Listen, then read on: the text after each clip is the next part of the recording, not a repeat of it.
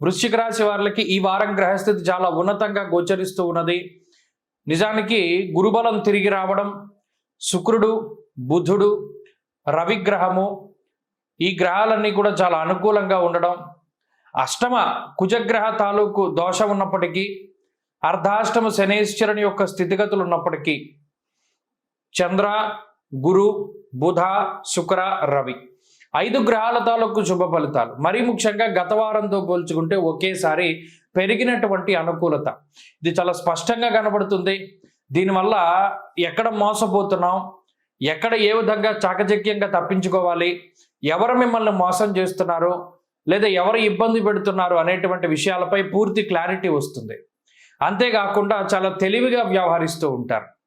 ముఖ్యంగా సప్తమ స్థానంలోకి గురుడు రావడం వల్ల ఉన్నతాధికారులతోటి ఉండేటువంటి సమస్యలు తగ్గుముఖం పట్టి అటు ఉద్యోగము, వ్యాపారము, భాగస్వామ్య వ్యాపారము లేదా రొయ్యల చెరువులు, చేపల చెరువులకు సంబంధించినటువంటి వ్యాపారాలు, టెక్స్టైల్ బిజినెస్లు, ట్రాన్స్పోర్ట్కి సంబంధించినటువంటి, ఫుడ్కి సంబంధించినటువంటి వ్యాపారాలు ఇవి ఎవరైతే చేస్తున్నారో, అలాగే బ్రాడ్కాస్టింగ్కి సంబంధించినటువంటి ఎవరైతే ఈ వ్యాపారాలు చేస్తున్నారో వారందరికీ కూడా చాలా ఉన్నతమైనటువంటి గ్రహస్థితి ఉంటుంది.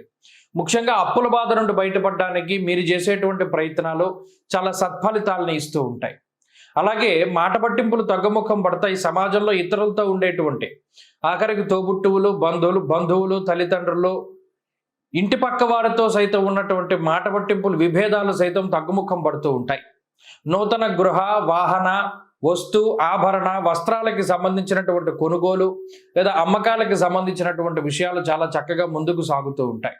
శుభ కార్యక్రమాల గురించి మాట్లాడుకుంటూ ఉండడం, శుభ కార్యక్రమాలు చేయడం, అదేవిధంగా తీర్థయాత్ర సందర్శనం, దైవ దర్శనాలు ఇవన్నీ కూడా ఈ రాశి వారిలో కనబడుతూ ఉన్నాయి.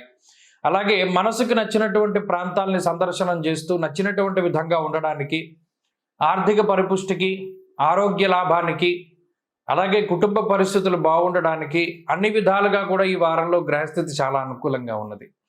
విదేశీయానానికి సంబంధించినటువంటి ప్రయత్నాలు, విదేశాల్లో ఉండే అక్కడ ఏదైనా గ్రీన్ కార్డు కోసం పడేటువంటి ఇబ్బందులు సైతం తగ్గుముఖం పడుతూ ఉంటాయి. అంతేకాకుండా చదువరులకి ఇది చాలా మంచి కాలము.